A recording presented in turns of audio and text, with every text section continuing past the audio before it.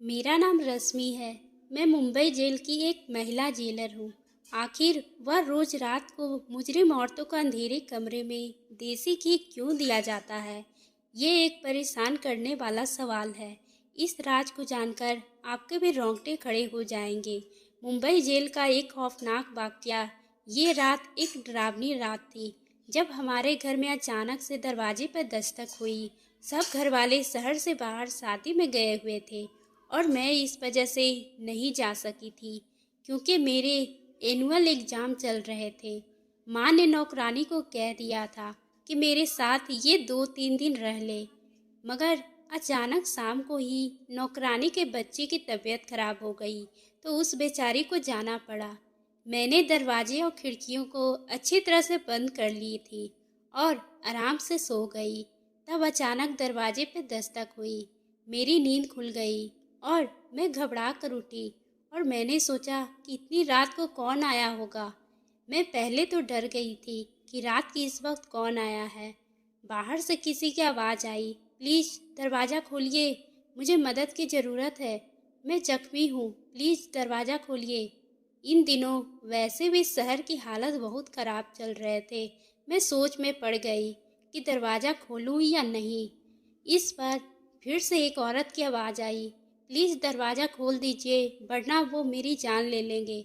मैं किसी को मुसीबत में नहीं देख सकती थी, इसलिए मैंने फैसला कर लिया कि दरवाज़ा खोल देती हूँ। क्या पता किसी को मेरी मदद की ज़रूरत हो।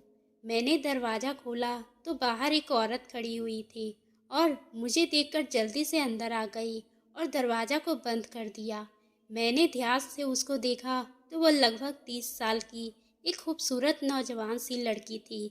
उस वक्त उजड़े हुए हालातों की बेचारी बहुत ही परेशान लग रही थी। उसकी हालत बहुत गंभीर थी। उसकी हालत उसकी खूबसूरती को छुपा रही थी। माथे पर खून लगा हुआ था। वो बहुत बुरी तरह से जख्मी हो गई थी। अभी मैं उसको देख ही रही थी कि अचानक से पुलिस के सायरन बजने लगे। मैंने चौंक कर उसको देखा। मुझे कुछ गलत होने का एहसास हुआ, जैसे मैंने कुछ गलत कर दिया हो। वो कहने लगी, मुझे कहीं छुपा लो, पुलिस मेरे पीछे है, प्लीज़ मेरी मदद करो। मैं सोच में पड़ गई। मुझे बहुत ही पछतावा हुआ कि मुझे अपने घर में जगह नहीं देनी चाहिए थी और ना ही इसकी मदद करनी चाहिए थी, मगर पुलिस का छापा मार लिया तो मैं भी इसके साथ जेल जाऊंगी। सायरन की आवाज़ धीरे धीरे करीब आती जा रही थी। मेरे दिमाग बिल्कुल भी काम करना बंद कर दिया था। मुझे समझ में नहीं आ रहा था कि मैं क्या करूं। वो खुद ही घर के अंदर भागकर चली गई। मुझे होश आया तो मैं उसके पीछे भागी। वो कहने लगी कि अभी थोड़ी देर में पुलिस घरों की तलाशी लेना शुरू कर देगी। मुझे कहीं छुपने की जगह बता दो जहाँ मैं छुप सकूं। मैंने डरते हुए पूछा, कौन हो तुम और पुलिस क्यों तुम्हारे पीछे है? वो कहने लगी, तुम्हें भगवान का वास्ता, अभी मुझे छुपा दो कहीं, मैं तुम्हारे सारे सवालों का जवाब दूंगी। मैं कसम खाकर कहती हूँ कि मैं तुम्हारे कोई नुकसान पहुँचाने के इरादे से नहीं आई हूँ और ना ही पहुँचाऊँगी। मेरा भरोसा करो। उसी वक्त बाहर से स्पीकर के जरिए ऐलान हुआ, ये खतरनाक महिला कैदी जेल से फरार हो गई है। अगर किसी ने उसे पनाह दी है तो वह खुद उसे बाहर निकाल दे, वरना अभी थोड़ी देर में ही पुलिस तलाशी लेना शुरू कर देगी। वो कहने लगी, मुझे जल्दी से छुपाओ, वरना मेरे साथ तुम भी मुसीबत में फंस जाओगी। उसकी बात सुनकर मैं जल्दी से छत पर उसको पानी वाली टंकी के पास ले गई। मैंने कहा, जहाँ भी छुपोगी पुलिस तुम्हें ढूंढ ही लेगी, इसलिए जान बचाने का एक हल यही है कि तुम इस पानी वाली टंकी के अंदर कूद जाओ। पानी ठंडा हो रहा था, लेकिन मेरी राय पर उस औरत ने मुझे यूं देखा जैसे मेरा दिमाग खराब हो। इतने ठंडे पानी में मैं उसे कूदने की राय दे रही थी। मुझे लगा जैसे वो मुझसे कहेगी कि इतने ठंडे पानी में कूदने से तो बेहतर है मैं खुद को पुलिस के हवाले कर दूं। मगर पहले ही पल में वो ढक्कन उठाकर टंकी में कूद पड़ी। मैं वहाँ से टंकी का ढक्कन बंद करके नीचे चली आई। 2 मिनट बाद ही मेरे दरवाजे पर दस्तक हुई। मैंने दरवाज़ा खोला तो मेरे सामने 2 महिला पुलिस और बहुत सारे आदमी खड़े और कुछ पुलिस वाले भी खड़े थे, जो दरवाज़ा खोलते ही अंदर घुसते चले आए। वो मेरे घर की तलाशी लेने लगे और महिला पुलिस अधिकारी मुझसे सवाल पूछने लगी। तुमने किसी को देखा तो नहीं या किसी को अपने घर में जगह दी हो? मैंने कहा, मैं तो अभी सोकर उठी हो और मुझे इस बात में कुछ भी नहीं पता। आप किसकी तलाशी कर रहे हैं? पुलिस वाले नीचे से तलाशी लेकर ऊपर छत पर आ गए तो मेरी जान को बनाई। मेरी सांस अटकने लगी कि कहीं इनको पता न चल जाए कि वह औरत कहाँ है। मगर इतना मुझे यकीन था कि इनका ध्यान पानी वाले टंकी की तरफ नहीं जाएगा। मेरा अंदाज़ा बिल्कुल सही था और सही साबित हुआ। वो खाली हाथ नीचे चले आए थे। पहले वाला कहने लगा, मैडम जी, वो इस घर में नहीं है। मेरा ख्याल है कि वो इस इलाके से निकल गई है। बातें करते वक्त वो सब घर से बाहर निकल गए तो मैंने सुकून और चैन की सांस ली। उनकी आपस की बातों से पता चला कि वो मुंबई जेल से इस औरत को ढूंढते हुए यहाँ तक पहुँच गए। पुलिस वालों के जाने के कुछ ही मिनटों में मैं जल्दी से ऊपर गई और टंकी का ढक्कन हटाकर उसे बाहर निकाला। ठंडे पानी की वजह से वो थर थर काँप रही थी, मगर मैं 10 मिनट और वहाँ नहीं जाती तो शायद उसको मरा हुआ पाती। मैं उसे नीचे ले आई और उसको हीटर के पास बिठा दिया। मैंने उसको अपने कपड़े दिए तो उसने थोड़ा होश आया। मेरे कपड़े बदलकर वो रजाई लेकर हीटर के पास बैठ गई। मैंने सोचा, अब अगर इसकी मदद कर रही हूँ तो बेचारी के लिए कुछ खाने पीने के लिए भी ले आती हूँ। मैंने उसके लिए चाय बनाया और खाना गर्म करके उसके पास ले आई। ना जाने क्यों उसके चेहरे को देखकर मुझे नहीं लग रहा था कि वो एक मुजरिम है। थोड़ी देर तक उसकी हालत में बहुत सुधार आ चुका था। अब मैंने उसकी बात की शुरुआत की और कहा, आपको देखकर लगता तो नहीं कि आप मुजरिम हो, लेकिन पुलिस आपके पीछे क्यों पड़ी है और ये कह रही है कि मुंबई जेल के एक मुजरिम औरत फरार हुई है, तो क्या आप वाकई मुजरिम हैं? मेरा सवाल सुनकर उसने गहरी सांस भरी और कहने लगी, तुम्हारा अंदाज़ा बिल्कुल ठीक है। मैं मुंबई जेल की कैदी नहीं बल्कि वहाँ की जेलर हूँ। मैंने कहा, क्या? ये सुनकर वो मुंबई जेल की जेलर है? मेरे तो होश उड़ गए थे। एक जेलर के पीछे पुलिस, लेकिन क्यों? मैंने पूछा, आप जेलर होके मुजरिमों की तरह क्यों भाग रही हो? तो वो कहने लगी कि बड़ी लंबी कहानी है, ये सुनकर क्या करोगी? मैंने कहा, देखिए, मैंने आपको अपने घर में जगह दी है, आपकी मदद की है। अब आपको अपनी कहानी मुझे सुनानी होगी, क्योंकि ये सब आपसे इसलिए पूछ रही हूँ क्योंकि मैं भी मुंबई की एक जेल में जेलर के लिए अप्लाई किया हुआ हूँ। तो मुझे आपकी कहानी सुनकर मालूम हो जाएगा कि वहाँ क्या हालत है। वो कहने लगी, ठीक है, अगर तुम्हें इतना ही जानने का शौक़ हो रहा है तो ठीक है, तो फिर सुनो। मेरा नाम गौरी है और मैं एक बहुत ही अच्छे और इज्जतदार ख़ानदान से ताल्लुक़ रखती हूँ। हम 2 बहनें और 2 भाई हैं। मेरे पिताजी मुंबई के थाने के हवलदार थे। मेरे पिताजी ने बचपन से ही हमें सच्चाई और ईमानदारी का सबक पढ़ाया था और यही समझाया था कि अपने काम से हमेशा वफादार रहना चाहिए, चाहे काम कितना भी मामूली क्यों ना हो और रुतबा चाहे छोटा मिले या बड़ा, कभी भी अपने ईमान का सौदा मत करना। मेरे पिताजी एक सच्चे और ईमानदार हवलदार थे। अपनी सारी ज़िंदगी नौकरी के दौरान उन्होंने कभी भी एक भी रिश्वत लेना गवारा नहीं समझा। पिताजी के साथ के दोस्त ने अपने घर पक्के कर लिए और अच्छी ज़िंदगी गुजारने लगे थे, मगर हमारा गुजारा गरीबी के कारण मुश्किल से हो रहा था। मैं पिताजी की बहुत ही लाडली बेटी थी, इसलिए अक्सर घर के हालात से तंग आकर मैं भी उनसे कहती थी कि पिताजी, आप अपने साथ के लोगों को देख लीजिए, उन्होंने किस कदर तरक्की कर ली है, उनसे ही कुछ सीख लीजिए। उन लोगों के घरों में सब तरह के ऐशो आराम है, लोगों के घर रोज़ाना अच्छे अच्छे पकवान बनते हैं और हमारे यहाँ वही रूखी सूखी। हम लोग तो दिवाली पर भी अच्छे पकवान नहीं बना पाते हैं। हमें तो कुछ अच्छा देखने को भी नहीं मिलता है, खाना तो दूर की बात है। उनके बच्चे इतने अच्छे स्कूल और कॉलेज में पढ़ते हैं और हम लोग तो सरकारी स्कूल में जाते हैं। बाद में हमें नौकरी भी वैसी ही मिलेगी, कोई भी छोटे से क्लर्क जैसी। पिताजी हंसकर कहते, बिटिया रानी, तू फिक्र ना कर, तेरे भाग्य में बहुत बड़ी ऊंची नौकरी है। मैं मजाक मजाक में कहती, क्यों पिताजी, क्या मैं मुंबई जेल की जेलर बनूंगी? पिताजी कहते, इसमें इतनी हैरानी वाली क्या बात है, तू अच्छे नंबर से परीक्षा सब पास कर लेगी तो लग जाएगी। और मैं हंसकर कहती, पिताजी आप भी इस जमाने में जी रहे हैं, मेरी सिफारिश होगी तभी तो किसी नौकरी पर लगूंगी, वरना पैसे देकर नौकरी करने वाले तो हमारे हालात नहीं। पिताजी ने गुस्से में कहा, ना रिश्वत और ना ही सिफारिश, कभी भी जिंदगी में इन दोनों चीज़ की तरफ झुकने का सोचना भी मत। मेरे पिताजी का तो वो हाल था कि जो वो ईमानदारी और फर्ज अपनी जान दे सकते थे। मेरी बहन स्कूल में पढ़ने लग गई थी और बड़ा भाई पिताजी के रिटायर होने के बाद उसकी जगह लग गए। मैंने अपना एक मकसद बना लिया था कि मुझे भी मुंबई की जेल का जेलर बनना है और उसके लिए भी मैं जी जान से टेस्ट की तैयारी करने लगी और टेस्ट भी दे दी। मुझे उम्मीद थी कि मेरी नीयत अच्छी हो तो मेरी विनती भी सुनी जाएगी और ऐसा ही हुआ। मैं मुंबई के जेलर सेलेक्ट हो गई। वो दिन मेरी ज़िंदगी का सबसे हसीन दिन था। मेरे सारे ख्वाब पूरे हो गए थे। मैं बहुत खुश थी, जैसे मुझे ज़िंदगी का सबसे हसीन खुशी मिल गया हो। मेरा सपना सच हो गया था। पिताजी ने इस मौके पर सिर्फ यही कहा था कि जेल में अलग अलग तरीके की परेशानियां तुम्हारे सामने आएगी, बस इतना ख्याल रखना कि ईमानदारी से अपना ड्यूटी को अंजाम देना।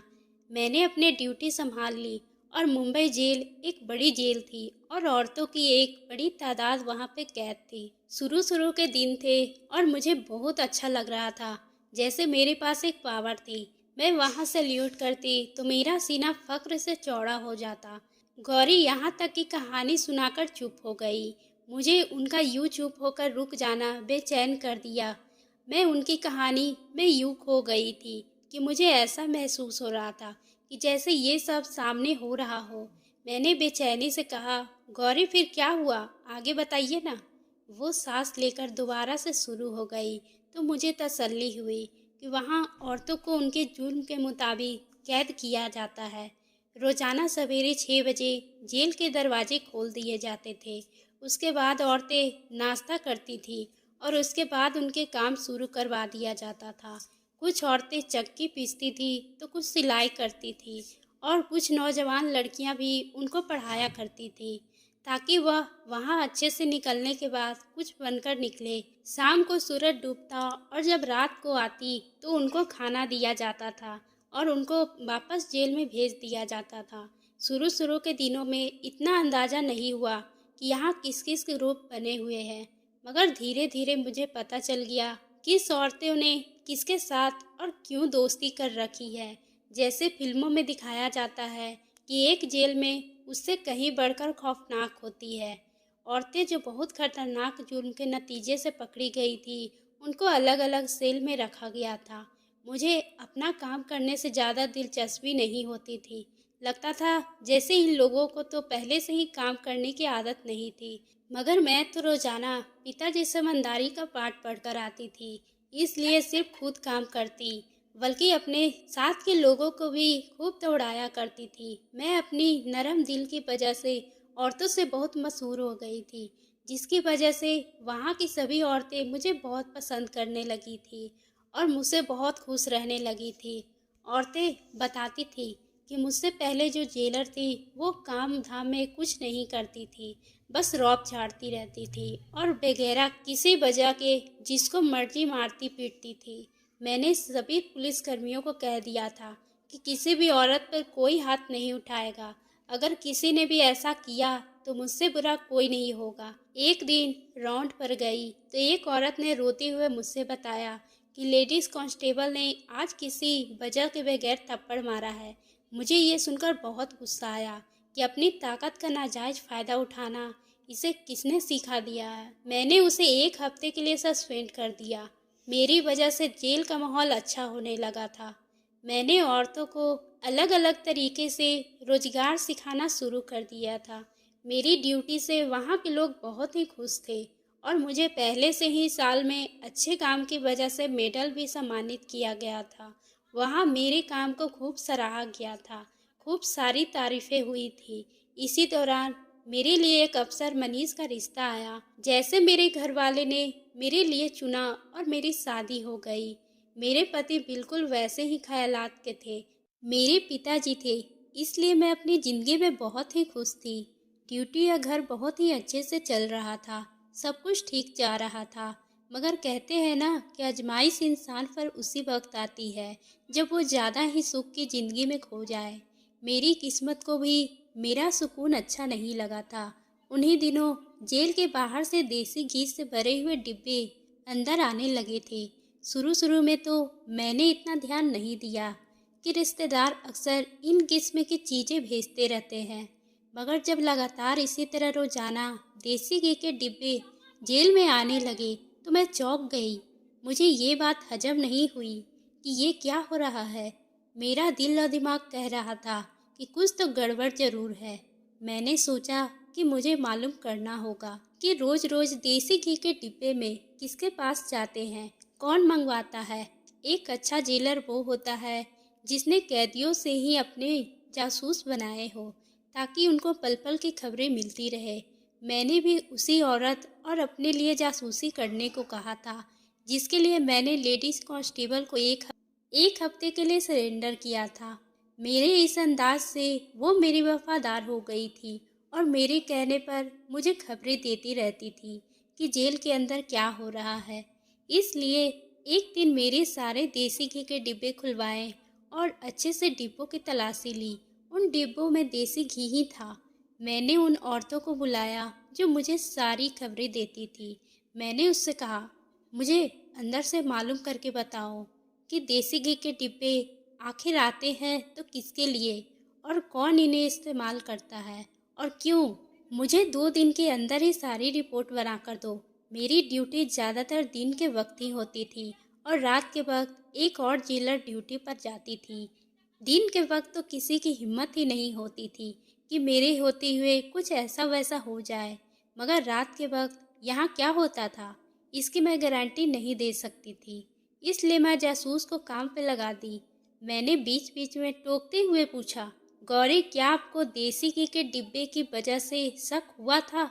मेरे सवाल पर जेलर गौरी ने कहा, हाँ। मैं सिर हिलाते हुए कहा, हाँ, रोजाना कई डिब्बे देसी घी के जेल के अंदर आते थे और मेरी नज़र में ये नॉर्मल बात नहीं थी।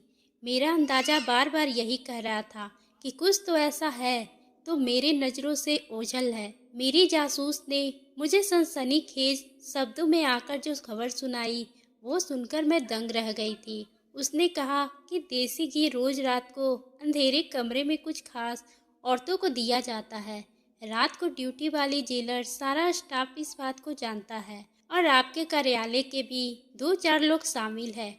मैं उलझन में पड़ गई थी कि अंधेरे में देसी घी क्यों औरतों को दिया जाता है, इसका क्या मतलब हुआ। मैंने अपने जासूस से कहा कि तुम मुझे उन औरतों के नाम बताओ जो रोजाना अंधेरे कमरे में जाकर देसी घी खाती है। जासूस ने उनके नाम बताए। उन औरतों को देखकर मैं चौंक गई। वो औरतें पहले तो इतने सेहतमंद नहीं थी, दुबली पतली सी थी, मगर अब देखा तो वो काफ़ी सेहतमंद लग रही थी। जासूस ने मेरे कान में चुपके से कहा, मैडम जी, ये सारा कमाल इस देसी घी का है। ये इतनी सीधी बात नहीं थी, मैं नज़रअंदाज कर देती। मुझे एहसास हुआ कि इस मामले की तह तक मुझे जाना चाहिए। मैंने कुछ दिनों के लिए अपनी ड्यूटी रात की शिफ्ट करवाने का फैसला कर लिया। मैंने देखा कि मेरी रात की ड्यूटी शिफ्ट की खबर बहुत सारे लोगों के दिलों पर बिजली बनकर टूटी थी। मैंने दिन के समय में घर में आकर अपनी नींद पूरी कर ली ताकि वो रात को जाग सकूं। रात के 9 बजते ही मैंने देखा कि लेडीज कांस्टेबल चोरी चोरी कहीं जा रही है। मैंने सोचा कि उनके पीछे जाकर देखती हूँ और मैं धीरे धीरे उसका पीछा करने लगी। वो कहाँ जाती थी? मैंने जो देखा उसने मुझे चौंकाना कर दिया था, क्योंकि एक अंधेरे कमरे में वो कैदी मुजरिम औरतों को देसी घी दे रही थी। पहली चौंका देने वाली बात तो ये थी कि रात के इस वक्त देसी घी खाने की क्या ज़रूरत थी, और ज़बरदस्त बात तो ये थी कि जेल के आखिरी वाले अंधेरे कमरे में जाने का क्या ताल्लुक है। मैंने 2-3 दिन यही रूटीन देखा, लेकिन उसके अलावा कोई और ज़बरदस्त बात मेरे गिरफ्त में नहीं आ सकी। मैं कुछ भी पूछकर इनको शक करने का मौका नहीं दे सकती थी, इसलिए मैं चुपचाप सब कुछ देख रही थी कि कभी तो मौका आएगा कि कोई और सबूत मिलेगा। और सबूत आखिर एक दिन मिल ही गया। एक दिन रात के 11 बज रहे थे। मैंने अपना सिर मेज पर टिकाया और जानबूझकर आंखें बंद कर ली ताकि कोई देखे तो यही समझे कि मैं सो रही हूँ। मैं थोड़ी देर में गुजरी थी कि मेरे ऑफिस में कोई आया। आहट से मैंने पहचान लिया कि लेडीज कांस्टेबल है। वो मुझे सोता देखकर बाहर चली गई। वो किसी से कहने लगी, लगता है जो नींद की दवा मैडम को दी है उन्हें असर कर दिखाया है। मैडम सो रही है, बस कुछ ही घंटे बाकी है। इसलिए इन औरतों को जाकर कहो कि जल्दी जल्दी अपना काम करें। कुछ ही देर में वो दोनों वहाँ से चली गई। मैंने हैरत से सोचा कि आखिर ये सब क्या हो रहा है। जेल में किसकी मुझे खबर नहीं थी और मेरी नाक के नीचे सब कुछ हो रहा है। इनकी बातों से अंदाजा हुआ कि जो भी हो रहा है इसी अंधेरे कमरे में हो रहा है। तभी मैंने उठाने की कोशिश की ताकि जाकर देख सकूं ऐसा क्या हो रहा है वहाँ पर। उठते ही मेरा सर चकराने लगा। मुझे चक्कर से आ रहे थे। लगता है कि मेरी चाय में जो नींद की गोलियां मिलाई हुई थी उसने अब असर करना शुरू कर दिया था। मैं वहीं पर अब सो गई और सुबह तक मुझे कुछ खबर नहीं थी मैं कहाँ पर हूँ। सुबह उठी तो सर भारी हो रहा था, इसलिए घर चली गई। घर जाने से पहले इन औरतों की सेल की तरफ आई ताकि कोई बात इनके बारे में पता कर सकूं। मगर वहाँ पर सब कुछ ठीक लग रहा था। मैं वापस आ गई और घर आकर मैं सोचती रही कि इन कांस्टेबल के साथ दूसरा शख्स कौन था जिससे वो बात कर रही थी। जिसके बाद मैं रात को दोबारा ड्यूटी पर गई। मैंने फैसला कर लिया था कि मुझे क्या करना है। मुझे कल की तरह चाय पेश की जाएगी, मगर आज मैंने वो पी नहीं। पास के ही वॉश बेसिन में बहा दी और खाली कप रखकर आंखें बंद कर ली। थोड़ी ही देर बाद वो कप लेने आई। मुझे सोता हुआ देखकर तसल्ली अंदाज से बाहर चली गई। थोड़ी देर के बाद मैं भी बाहर निकल आई थी और रात के 11 बज रहे थे। जेल के हर तरफ की लाइट बंद थी। हर तरफ अंधेरा ही अंधेरा था। मैं चुपचाप उस तरफ बढ़ गई जहाँ पर अंधेरे कमरे में वो औरतें रहती थी जो रोज रात देसी घी खाती थी। लेकिन आज उस कमरे में अंधेरा नहीं था। किसी ने मोबाइल की टॉर्च ऑन रखी थी।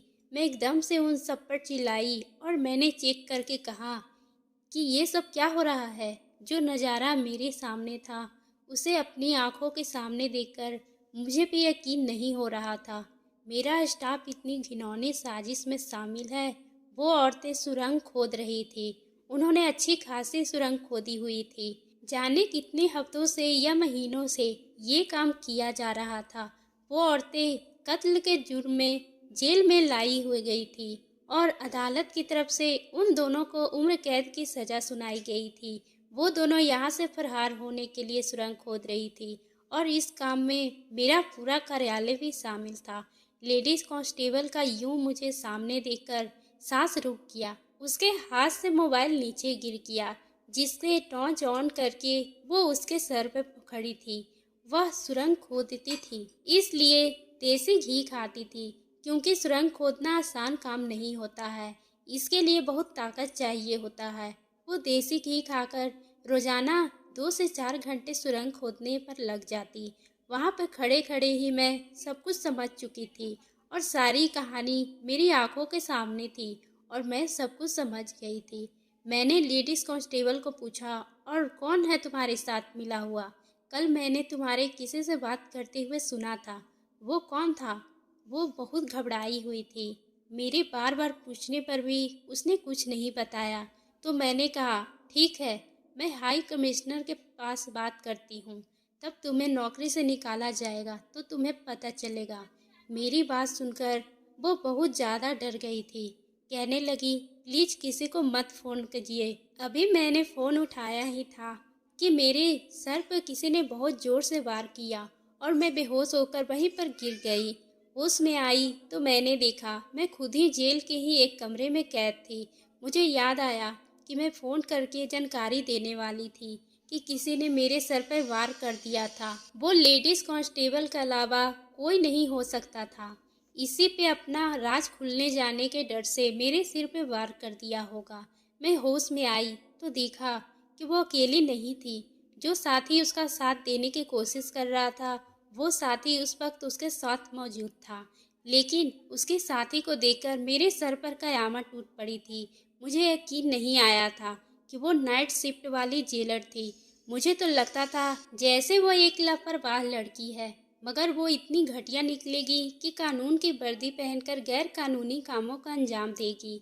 फिर इन दोनों औरतों ने मिलकर मुझे कैद कर लिया था। दोनों मिली हुई थी। इन्हीं दोनों की मदद से वो कैदी औरतें सुरंग खोद रही थी और इस मदद के बदले वहाँ के कांस्टेबल को बहुत सारे पैसे दिए गए थे। पैसों की लालच में आकर ऐसे गैर कानूनी कामों का अंजाम दिया जाता था। बाद में मुझे मालूम हुआ कि मामला इससे भी ज़्यादा गंभीर हो चुका है। जो देसी घी जेल के अंदर चेक होकर आता था, उस देसी घी में खास स्टेरॉइड शामिल किए जाते थे, जिनके रोजाना इस्तेमाल से इंसान को उसकी आदत हो जाती थी। देसी घी चोरी चोरी अंदर ही अंदर बेचा जाता था। ये कोई मामूली देसी घी नहीं था। ये सारा काम रात के वक्त इस जेलर की मौजूदगी में निहायत चोरी चुपके होता था। इस जेलर ने ये सारी बात मुझसे खुद अपने मुंह से बताई। उसने अपने सारे जुर्म मेरे सामने कबूल लिए, लेकिन वह नहीं जानती थी इससे मुझे मेरे ही जिस दफ्तर में कैद किया है, वहाँ तो मैंने पहले से ही एक कैमरा लगा कर रख था। वो सारी बातें रिकॉर्ड कर रहा था। मुझे जब भी किसी का उनका जुर्म कबूल करवाना होता था, तो मैं उनको इसी कमरे में ले जाती थी और इसका बयान इसी कमरे में रिकॉर्ड हो जाता था, जो बाद में एक सबूत के तौर पर काम आता था। उसने मेरी तरफ से कोर्ट को अपील तौर पे छुट्टी का खत पोस्ट कर दिया, ताकि मेरा गायब होना पूरी तरह से किसी को खटके नहीं। इसके बाद उसने मेरी पहचान के अनुसार एक रिपोर्ट बनाकर कोर्ट को भेज दी, जिसमें मुझ पर संगीन आरोप लगाया गया था कि इसका इरादा मुझे रास्ते से हटाने का था। आज शाम जैसे ही वो मेरे लिए खाना लेकर कमरे में आई, मैं उस पर काबू पाकर वहाँ से फरार हो गई और तब वो मेरे पीछे लगी ताकि मुझे पकड़ सके। ये थी मेरी सारी कहानी, जिसको सुनने के लिए तुम इतनी बेचैन थी। मैंने सारी कहानी सुनाकर भी हिचकिचाते हुए गौरी से पूछा, लेकिन अब आप अपनी बेगुनाही कैसे साबित करेगी? जेलर गौरी कहने लगी, मुझे बस किसी भी तरह वो खुफिया कैमरा अपने कब्जे में करना है। सारी बातचीत रिकॉर्ड है, मगर यही मैं सोच रही हूँ कि अब वह मेरा वहाँ पर जाना तो खतरे से खाली नहीं है। जब तक मैं अपनी बेगुनाही साबित नहीं कर लेती, तब तक मैं कहीं नहीं जा सकती। किसी भी तरह से मुझे उस कैमरे को हासिल करना होगा। मैंने कहा कि मैं आपकी मदद कर सकती हूँ। गौरी मुझे हैरान होकर देखने लगी। मैंने जेलर के लिए अप्लाई किया हुआ है। मेरा ख्याल है कि आपको नौकरी से भी निकाल दिया गया है, ताकि जो दूसरे जेलर के लिए अखबार में विज्ञापन दिया गया था, मैंने अप्लाई कर रखा है और अब के टेस्ट देना जाना है। अगर मेरा सिलेक्शन हो गया तो मैं आपकी बेगुनाही में खुद साबित कर दूंगी। मैंने जेलर गौरी को कहा, मेरे सब घर वाले ऋषिकेश में शादी में गए हुए हैं, तब तक आप चाहे तो यहाँ तक रह सकती है। मगर अगले ही दिन उन्होंने अपने पति को फ़ोन कर दिया और उसके साथ चली गई। मुझे ये सारी कहानी इस बेचारी के लिए बहुत दुख हो रहा था। गौरी एक ईमानदार जेलर थी। मैंने अगले ही दिन पेपर दिया और विनती करने लगी कि मैं जेलर के तौर पर अपॉइंटमेंट हो जाऊं। मेरा मकसद गौरी को बेगुनाही साबित करना था और इस मकसद के लिए ज़रूरी था कि मैं मुंबई के जेल के अंदर जाती। ये सिर्फ जेलर की हैसियत से मुमकिन था, जो कि शायद मैं ही कर सकती थी। मेरा प्रार्थना रंग लाई। मुझे सिलेक्शन कर लिया गया। इंटरव्यू की सारी तैयारी मुझे गौरी ने ही करवाई थी, जिसकी वजह से मैं कामयाब हुई। मैंने वहां जाते ही पहले दिन देख लिया था कि वह कौन सी औरतें थीं जो सुरंग खोदती थी और देसी घी हजम करती थी। इन औरतों को देखकर अंदाजा हुआ कि इनका काम अभी भी जारी था। मैंने चुप करके बड़े अधिकारियों को लेटर लिखकर ये बताया कि जेल में सुरंग खोदी जा रही है और इसकी जिम्मेदारी रात की ड्यूटी वाली जेलर और लेडीज कांस्टेबल है। इसके साथ ही मैंने वो कैमरा भी सबूत के तौर पे साथ में भिजवा दिया, जो मुझे ठीक उसी जगह पर मिला था जिसका मुझे गौरी ने बताया था। ठीक रात के 11 बजे जेल के सेल में छापा पड़ गया और जहां सुरंग खोदी जा रही थी, उन औरतों को सुरंग खोदते हुए रंगे हाथ पकड़ा गया था।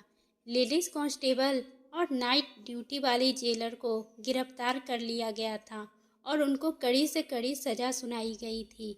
ये सब मैंने अपनी ड्यूटी के दूसरे ही दिन किया था, क्योंकि मेरा इरादा ही यही था कि सच सामने लाया जाए। जेलर गौरी बेगुनाही साबित हो गई थी और उसे उसकी पोस्ट दोबारा से दे दी गई थी। मुंबई जेल की नाइट ड्यूटी और जेलर की पोस्ट गौरी को दे दी गई थी और दिन के ड्यूटी मुझे दे दी गई थी। जेलर गौरी ने मेरा बहुत शुक्रिया अदा किया और मुझसे कहा कि तुम्हारा बहुत एहसान है कि तुमने मेरी मदद की है, और अब मेरी जेलर गौरी के साथ बहुत अच्छी दोस्ती हो गई है। हम दोनों पहले की तरह मिलकर जेल का माहौल बहुत ही अच्छा कर दिया है और सब कुछ पहले की तरह अच्छा होने लगा था। तो दोस्तों, आपको ये कहानी कैसी लगी? अगर पसंद आई हो तो आप हमारे चैनल को सब्सक्राइब करना ना भूलें और बेल आइकन को भी प्रेस कर लें, ताकि हम आपके लिए इसी तरह के दिलचस्प कहानी लाते रहें।